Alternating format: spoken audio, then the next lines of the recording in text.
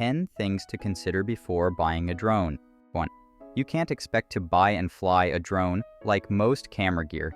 You can now buy drones in duty-free shops as you walk through airports. But unlike many cameras, you cannot charge the battery, put a memory card in it, and expect to be able to use it. There is no automatic mode for flying a drone. You will need to take the time prior to heading off on your next adventure to learn how to fly it and how to record video and take photos. Many of the drones have a learner mode, which is a great way to learn to fly. The first thing you will usually have to do before flying is to update the drones and remotes firmware and software. This will need an internet connection and often involve large downloads. 2. Size and weight of the drone. Drones come in varying weights and sizes. When buying a drone, you need to consider the following. As your drone is camera gear, you will want to take it as carry-on luggage on flights. Lithium-ion batteries must be in your carry-on. The larger and heavier the drone is means you have less space and weight for other items. Will you need to carry your camera gear, including the drone, for lengthy periods during your travels? For example, if you are doing a lot of hiking, the heavier the drone and accessories, the more weight you will need to carry. Will you need a separate bag for the drone and its accessories? For example, the DJI Mavic Pro and Spark can fold up and be placed in a camera bag or backpack. However, the DJI Phantom does not fold up as small, and its bag will become one of your carry-on bags. The drone's weight will also determine if you need a license to fly the drone. 3. What do you want to achieve with your drone? Obviously, if you are buying a drone for traveling, you want to take photos and record video. But not all drones are equal in this respect. For example, if you are taking photos or filming video for personal use or social media, you may be happy with a camera that takes photos in JPEG format and films in 1080p, rather than a drone that photographs in DNG, RAW, and films in 4K. 4. How much time will you have to use it when traveling? Flying a drone is not like grabbing a camera and taking a few photos. You need to set up the drone. Some take longer than others. Fly it to where you want to take photos or video, and return it back to base.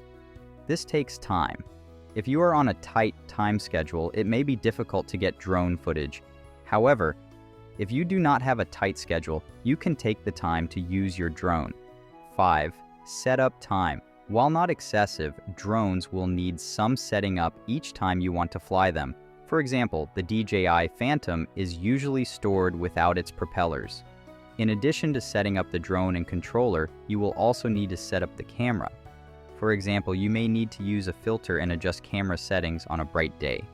Before we proceed to number 6, please take time to like the video and subscribe to the channel. That will be greatly appreciated. Thank you. Okay, so 6. Flight time. When it comes to flight time, not all drones are made equal. It could be said that none of the drones have great flight time, but the shorter the flight time means the possibility of carrying more batteries and having the ability to charge batteries on the go. We charge batteries with the car charger if we are driving. Drones with longer flight times enable you to fly further and possibly get photos that you would not otherwise be able to get. 7. What safety features does the drone have? The main safety features you will find in drones are collision avoidance and return to home functions. Collision avoidance will vary depending on the drone you purchase. Drones can have forward, sideways, backwards, and downward collision avoidance, or no collision avoidance. For example, if your drone does not have backwards collision avoidance and you are flying your drone backwards, it will not alert you to possible obstacles that it may hit. In circumstances such as this, you need to ensure you can see your drone and the conditions around it clearly. Drones may have a return to home, RTH function. A drone may automatically RTH when the battery is low, GPS connection is lost, or you use the return to home button. RTH is usually a direct flight path after flying to a preset height and avoiding obstacles is its path. However, in more advanced drones, the function can choose the best route home considering the environmental conditions. The drone pilot should not rely on the RTH to get them out of trouble though, as environmental factors need to be considered. For example, if a drone returns to home when the battery is low, but must fly into a headwind, there is a possibility the battery will run out before the drone reaches home. 8. Will you need to register your drone? Depending on which country you live, will depend on whether you will need to register your drone. For example, in the United States, you need to register any drone over 250 grams with the Federal Aviation Administration. However, in my home country of Australia, you do not need to register your drone.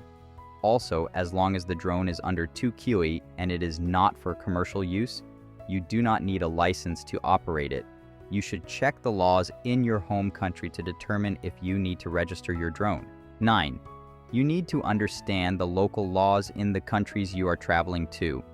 Drone laws change from country to country, and you will need to understand the laws in the countries you are traveling to.